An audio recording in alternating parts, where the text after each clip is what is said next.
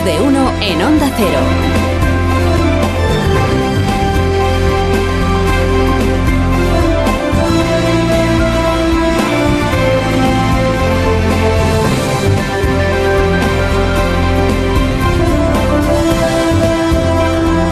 ¿Cómo están? Bienvenidos a una nueva mañana de radio. Estamos estrenando el 6º día de abril del año 2022, 42º día de guerra en Ucrania. Con permiso del Congreso de los Diputados, lo más importante que dijo ayer el presidente de Ucrania, Zelensky, no fue aquí, sino en la ONU, ante el Consejo de Seguridad de las Naciones Unidas, y para preguntar a los embajadores allí presentes: si la ONU no sirve para hacer cumplir la legalidad internacional, entonces ¿la ONU para qué sirve? Damas y caballeros, ¿están listos para cerrar la ONU? ¿Creen que los tiempos del derecho internacional han pasado? Si su respuesta es no, hay que actuar ya. Se necesitan acciones inmediatas. La Carta de la ONU debe recuperar su fuerza inmediatamente. El sistema de la ONU debe reformarse para que el derecho de veto no se convierta en el derecho a la muerte, para que haya una representación justa de todas las regiones del mundo en la seguridad. Preguntó algo más el señor Zelensky, insisto, con el embajador ruso allí presente, escuchándolo en el Consejo, y después de haber descrito las ejecuciones de civiles en Bucha, en Borodianka o en Mariupol. Se preguntó Zelensky cómo puede seguir teniendo Rusia derecho de veto en el Consejo de Seguridad de las Naciones Unidas. Claro, tiene derecho de veto como los miembros permanentes del Consejo, porque así está establecido en los principios fundacionales de la sociedad de las Naciones Unidas, fundada en una época y en un contexto bien distinto al que hoy tenemos, claro.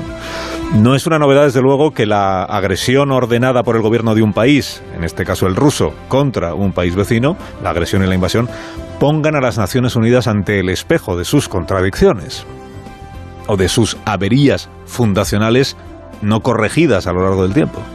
Su incapacidad para hacer otra cosa que acoger debates, votar resoluciones o llamar al orden a gobiernos que siempre exigen a los demás que cumplan con esas resoluciones, que cumplan con las normas internacionales, pero cuando son ellos quienes violan esas resoluciones, cuando ellos son los agresores, entonces se limitan a no hacer ni puñetero caso a lo que digan las Naciones Unidas, que es lo que está haciendo ahora Putin. Al final todo nos conduce cada día a Vladimir Putin.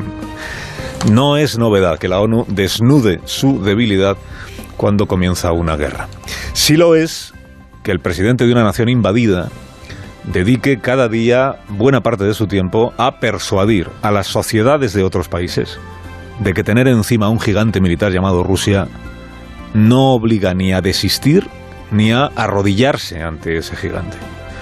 En estos tiempos nuestros de la inmediatez, de las comunicaciones en directo desde cualquier sitio, Zelensky ha entendido esto. Ha entendido que la persuasión y la insistencia, la perseverancia en la difusión de un determinado mensaje, forma parte también de la estrategia de defensa frente a la invasión. En el Congreso de los Diputados ayer, Zelensky pidió más sanciones a Rusia, pidió más apoyo militar a la resistencia ucraniana, o sea, armas para el pueblo movilizado. No consta que las ministras de Podemos hayan cambiado de parecer sobre el error que, según ellas, constituye entregar armas a la población civil. Tampoco consta que hayan cambiado de opinión sobre la estéril prolongación del sufrimiento que supone, o suponía, según dijeron ellas mismas, enviar ametralladoras a los ucranianos en lugar de fiarlo todo a unas conversaciones de paz. Sí consta que desde hace días tienen silenciado su propio discurso en este sentido y que ayer aplaudieron la intervención del presidente de Ucrania, cosa que no hizo el secretario de Estado Santiago, número 2 del ministerio de Yone Belarra y secretario general de lo que va quedando del Partido Comunista de España, del PC, que en su derecho está a no aplaudir un discurso de Zelensky, y en su obligación política de explicar por qué no aplaude igual también está. Apeló Zelensky ayer en el discurso a nuestra memoria nacional. Viene haciendo en todos los países, como hemos explicado aquí, en todos los países ante cuyos parlamentos habla, viene haciendo alguna referencia a algún episodio histórico, digamos, que sea conocido de todos los que le están escuchando. Ayer apeló a nuestra memoria nacional. No debe de saber Zelensky lo dados que somos en España a pelear precisamente por la memoria. nacional, histórica, democrática. El primer barro en la pelea siempre es el apellido que se le pone aquí a la memoria y a la historia, ¿no? Más bautizada que trabajada, seguramente. Tanto la memoria como la historia. Bueno, aquí lo comentamos hace días, ¿no? Seguro que el presidente ucraniano, el día que hablase ante el Parlamento español, evocaría algún episodio de nuestra historia del que pueda extraerse, que esto es lo que hace Zelensky, ¿no? Un episodio conocido del que pueda extraerse alguna, digamos, alguna lección que se pueda aplicar a lo que hoy está sucediendo en Ucrania, algún paralelismo, alguna similitud. Le dijimos aquí a Zelensky, pero claro, si elige Napoleón, por ejemplo, la resistencia española a la invasión francesa, que era una posibilidad, aquí nadie le va a poner un pero a lo que diga. Pero sí, cuidado que si elige algún episodio de nuestra guerra civil, si elige Guernica, que era el episodio, digamos, que todos teníamos en la cabeza como más probable por el conocimiento que ese episodio tiene fuera de España, siempre habrá quien le diga que por qué no eligió otro. Que ha elegido uno de la guerra civil, ¿por qué no ha elegido otro que tuviera como responsable al otro bando, ¿no?, de nuestra guerra? Dijo Guernica y fue trending topic para Cuellos, dicen hoy las crónicas. Y Cabra. Porque también hubo un bombardeo en Cabra, y además antes. Bueno, hubo bombardeos en Guernica y en tantos otros lugares, es verdad. Que Zelensky evoque Guernica y que haya quien se sienta incómodo por la evocación de Guernica solo retrata al incomodado. Porque hay quien, en efecto, se resiste a asimilar nuestra historia. Las madres de Ucrania escriben con un bolígrafo en la espalda de sus hijos el nombre del niño y los números de teléfono de sus familiares y personas cercanas. ¿Por qué? Porque si los ocupantes matan a los padres, existe al menos una pequeña posibilidad de que estos niños se salven. Imagínense ahora a la gente que en Europa ha estado viviendo durante semanas en sótanos para salvarse de los bombardeos, de las bombas aéreas, todos los días. Estamos en abril de 2022, pero la realidad en Ucrania es la misma que en abril de 1937, cuando todo el mundo aprendió el nombre de una de sus ciudades, Guernica.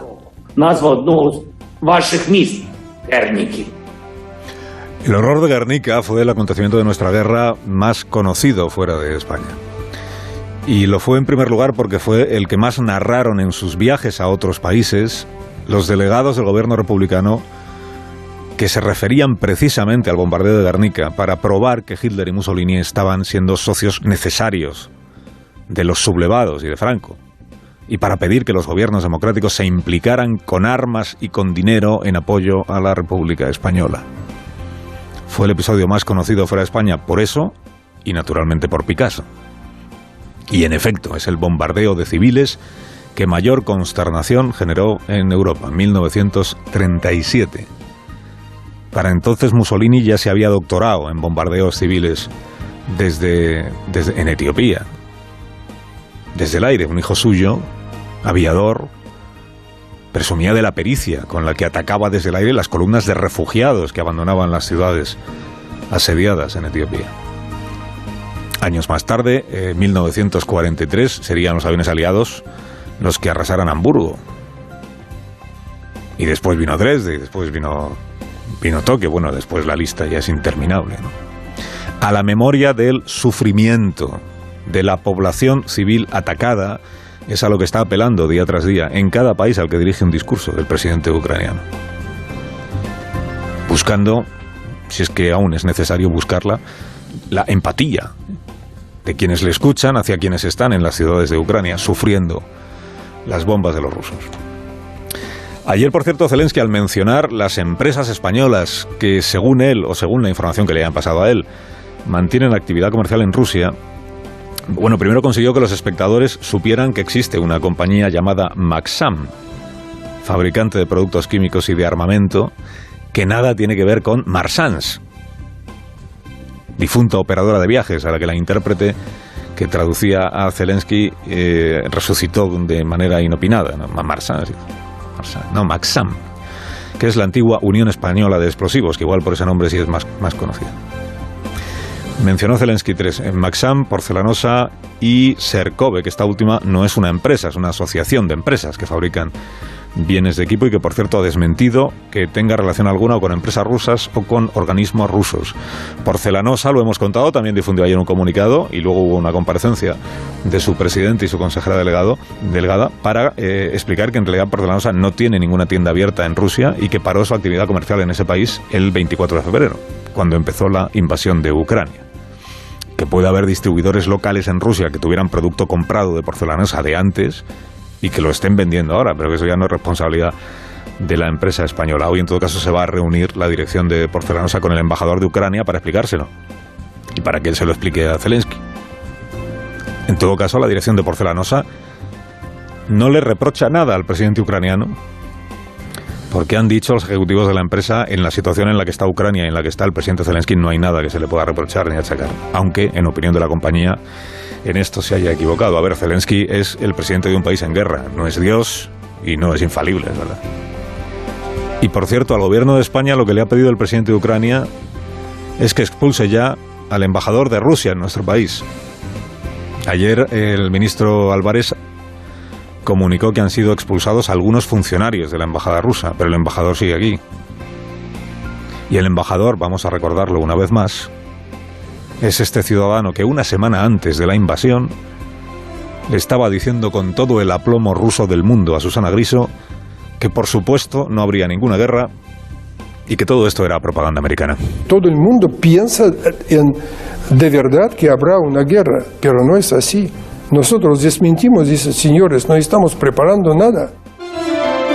Carlos Alsina, en Onda Cero.